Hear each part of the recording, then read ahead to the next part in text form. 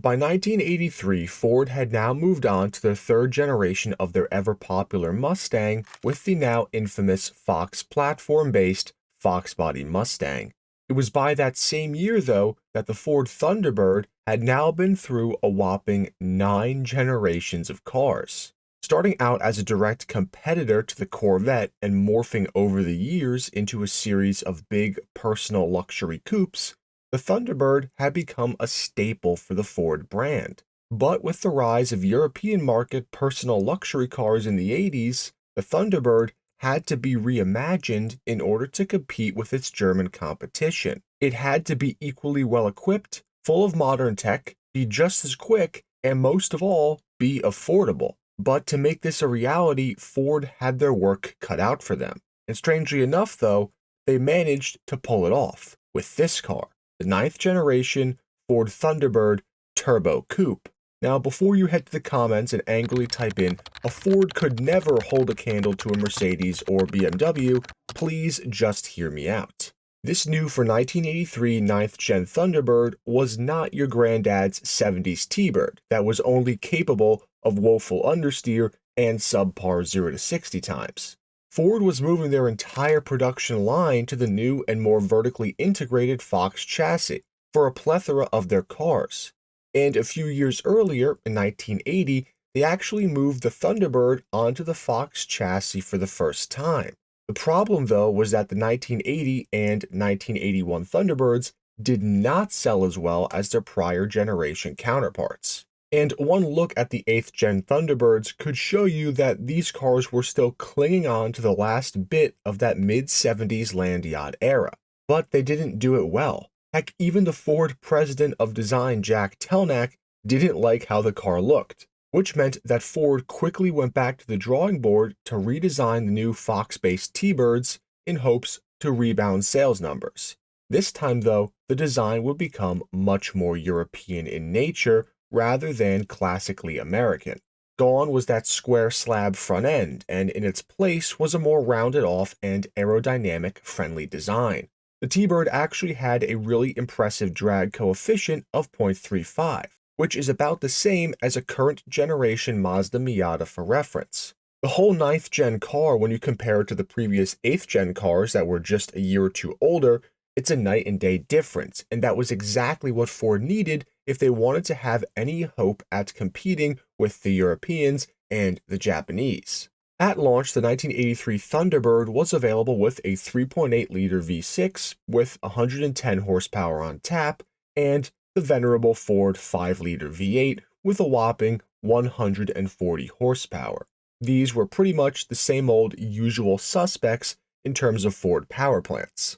But halfway through the 1983 model year, Ford would throw us their biggest curveball yet. A third engine option appeared for the new Thunderbird, and that was the all-new 2.3-liter single overhead cam turbocharged inline-4 motor. This was a derivative of the motor found in the eventual Mustang SVO, and it was now technically the most powerful engine option available for the T-Bird, with 142 horsepower on tap with just an 8-to-1 compression ratio. Peak power was made at 5,400 RPM, and peak torque was 172 foot-pounds, and that was achieved at 3,800 RPM. Fitted with an Air Research turbocharger and fuel injection, this 2.3-liter was running at a max boost level of 10 psi, with the best part being that you could row your own gears with the Turbo Thunderbird if you wanted to, courtesy of a Borg-Warner T5 manual transmission. Or you could go the automatic route if you so chose, and a limited slip differential was standard on all the turbo cars as well. The suspension setup on the Turbo T-Birds was a McPherson strut up front with a quad shock live axle in the rear, where a set of horizontally mounted shocks were fitted in conjunction with the vertical ones to help improve performance. With the lightweight 4-cylinder up front, the Turbo 4 cars were more tossable in turns than their V8 counterparts as well. Road and Track had this to say about the first Turbo Thunderbird that they could get their hands on in 1983. To say that this is the best Thunderbird in recent years is a dramatic understatement. The Turbo Coupe's handling and responsiveness are right up there with its best of class. Its drivability is exemplary, it's a very good car as it now rolls, and with only minor refinements, it could become a really great GT car value. And that's exactly what Ford did, because just a few short years after the introduction of the Turbo Coupe Thunderbirds, they flipped the script entirely and overhauled the turbo cars. Now, not much changed with the Turbo T-Birds from 1983 to 1986, with just a minor power bump to 155 horsepower and an interior dashboard redesign in 1985 that ended up carrying through the rest of the production run. But 1987 brought around this, the newly facelifted Turbo Coupes. The whole Thunderbird lineup at this point ditched the square 4 headlights in the front and moved to a smoother, even more aerodynamic front redesign, with the most extreme of them being the Turbo Coupe, which eliminated the center grille and replaced it with 2 large hood vents and a lower front bumper intake. The rear end was also smoothed out more to match the look.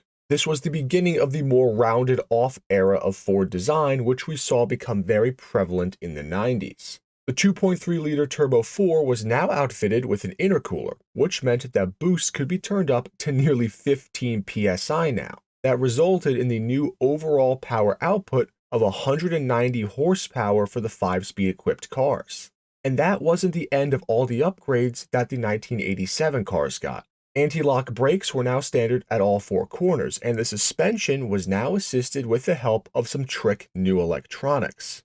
Now with an electronic suspension control module and a mode selector to choose between a comfort focus setting or a handling focus setting for the suspension, which might as well have been a supercomputer on board in terms of 1980s domestic auto tech. This was a pretty big deal for the Thunderbird.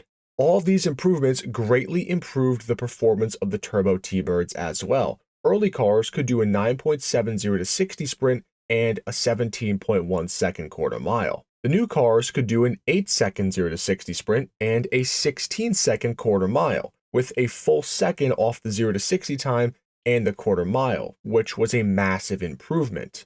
Not to mention the overall higher top speed as well of 137 miles per hour. The performance difference between these new cars and the old ones was astounding, enough to where if I had just bought an 83 or 84 car, for example, I would be pissed as to how much better the new cars were. In fact, Motor Trend actually awarded the Turbo Coupe with the Motor Trend Car of the Year award in 1987. The Turbo Coupe was an excellent car for the period, especially at the tail end of its production run after 1987. But how did it stack up against the foreign competition? Well, at a base price of around $17,000 in 1987, let's take a look at some of the comparable vehicles. The E30 BMW 325S started at $27,500. The 1987 Toyota Supra Turbo started at $22,500, and the Mercedes 380 SEC was a whopping $49,000. Now, everyone knows that 1980s Mercedes cars were built like tanks, but at around 3 times the price of the Thunderbird, that was a difference that only the truly wealthy could afford to swallow. Now, the Turbo Supra was about 30% more expensive than the T-Bird, but it did also offer considerably better performance.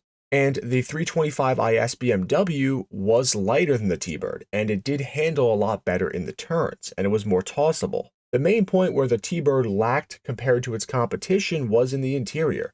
The T-Bird featured a full instrument panel similar to that of a Lincoln Mark 7, including some cool touches for the time, like a nicely center-flowing console and bucket seats with adjustable thigh bolsters. Despite these advancements, the interior's quality wasn't universally seen as luxurious, with criticisms of its somewhat plasticky feel, monochromatic design, and its lack of refinement when compared to the competition. But again, all of its competitor cars from overseas were considerably more expensive, which meant that if you wanted an affordably priced personal luxury coupe that had a sporty edge to it, the Turbo Thunderbird was probably your best overall option, especially if you wanted to row your own gears. From 1983 to its eventual end in 1988, Ford sold just about 128,000 Turbo Thunderbird coupes, with around 60,000 of them being the more desirable 1987 and 1988 cars. Fast forward to today, and these Turbo Thunderbirds represent a great entry-level platform for getting into the classic collector car hobby. They are relatively affordable, and minus a few niche parts, the Fox chassis parts are a dime a dozen, so these cars overall are pretty easy to run, maintain, and enjoy. But if this era of car is on your radar, then you might also be interested in the Lincoln Mark 7, because it's the same generation and, in my opinion, looks a bit better. So let me know in the comments down below which of the two you prefer, because if it was my money, I would probably get the Mark 7 over the Turbo Thunderbird. But as always, thank you all for watching another video. Please make sure to like, share, and subscribe. It really helps me out. But otherwise, until next time, enthusiasts.